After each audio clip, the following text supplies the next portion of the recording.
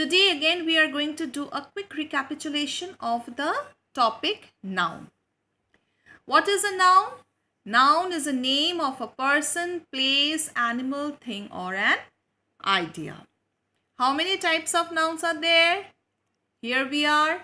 Proper noun, common noun, collective noun, material noun, concrete noun, abstract noun, countable and uncountable nouns. What is a proper noun? A proper noun is a name of a person, of a particular name of a person, place, animal or thing. For example, Fido over here, Pizza Hut, Sunday, Mr. Smith. Okay. Next is common noun. Common noun is a noun which talks about something in general, like boy, girl, water, children. All these are common noun. We talk about something in general. Collective noun, a group of people, animals or things when are spoken about in a collection, then it is known as a collective noun. For example, choir of singers, flock of birds, bunch of grapes. Then we come to material noun. What is a material noun? A material noun is are those substances from which other things are made of. Okay, material nouns are generally available from nature and then humans recreate various things out of them. For example, gold, iron, rice, wheat, wool, wood. These are examples of material noun. Then concrete noun. Concrete noun represents something that can be seen, touched, tasted, heard or smelled. For example, books we can see, music we can hear, friend we can touch, ice cream we can taste and flowers we can smell. So concrete nouns are those nouns which can be perceived, okay, by our sense organs. Clear? Abstract noun.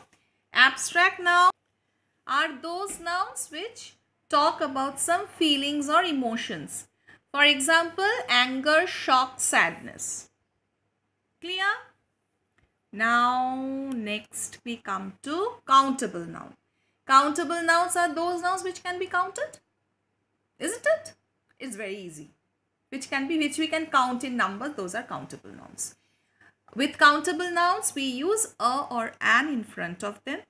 And always countable nouns have a plural form. Clear? Uncountable nouns are those nouns which cannot be counted and which do not have a plural form. For example, water, oil, rice, flour. We cannot count them. Okay? So, that's all. I think you have understood about noun and its kinds. Clear? With noun and its kinds, we will also do a quick recap of gender. What do we mean by gender, or how many types of genders are there? There are 4 types of gender: masculine gender, feminine gender, common gender and neuter gender. What do we mean by masculine gender? Masculine gender refers to the noun or pronoun that denotes only a male person or animal. Okay? For example, king, horse, monk, bullock, ram, tailor, wizard or drone.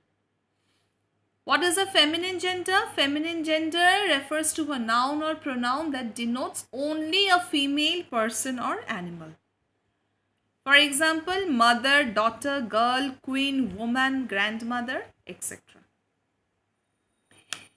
Next we come to common gender. Common gender refers to member of species that can either be male or female. That can be male means it's common together. Okay? That can be either male or female. These can be either male or female, like teacher, child, worker, friends, cousin, neighbor, etc. So they can be either male or female. Clear?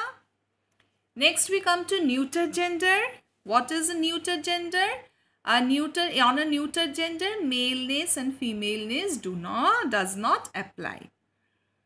They are neither male nor female. They are usually non-living things. So all non-living things refer to neuter gender, like book, table, pen, gold, school, etc. Understood all of you till now? With this, we come to an end of the noun as gender. So what we have done, recapitulated till now. Noun, what is a noun? What are its kinds? And noun as a gender. Now we are going to do a quick recap of noun and numbers, that is singular and plural. So what is a singular noun? A singular noun means something which refers to only one person, one animal, one thing or one place. What is a plural noun? Plural noun refers to more than one. More than one person, more than one place, more than one animal or more than one thing. How can we change singular into plural nouns? There are several rules. Let us quickly go through the rules. First, for regular nouns, to change them into plural, we just add s at the end of the word. So, car becomes cars, bag, bags, horse, horses, garden, gardens. If a singular noun ends with s, double s, sh, ch, x or z, then we add es to the noun to make it plural. Like bus, buses, box, boxes, glass, glasses, bush, bushes. Okay? Next, if a noun ends with f or fe, the fe is often changed to ve before adding s to form its plural. Like leaf become leaves, calf become calves. But in this case, we have an exception that all nouns ending with f or fe do not form their plurals by changing the f to ve. For example, belief, plural form is beliefs. Understood? What is the next rule? If a singular noun ends with y and the letter before y is a consonant, then this y changes into ies.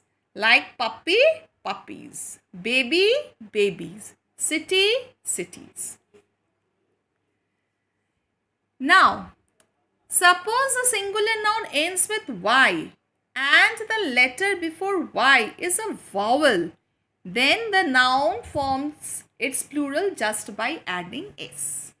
Like ray, rays, tray, trays.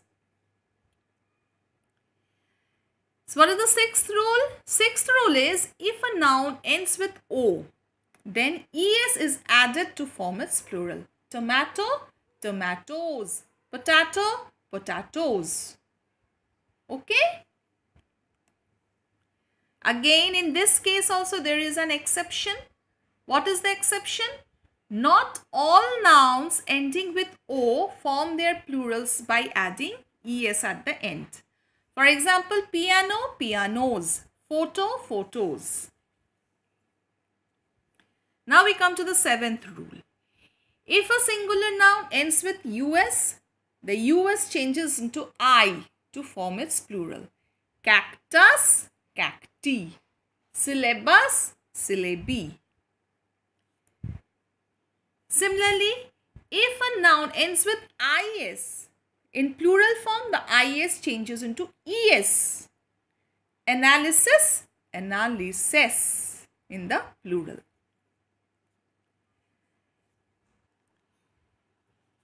Like that, like analysis or like this cactus type only, we have another group of nouns which ends with on, then it changes into a to form its plural. For example, phenomenon changes into phenomena. On changes into a. Some nouns remain unchanged even in their plural forms, like sheep, sheep, aircraft, aircraft, deer, deer. So these nouns remain unchanged. And there are some irregular nouns which do not follow any rules to form their plurals. Like man, men, child, children, mouse, mice. That's all, children. So we have done a recapitulation of noun and its kinds, noun and gender, noun and number. Okay, go through the slides nicely, the PPTs, the rules. I'm sure all of you will be able to understand clearly. Thank you, children.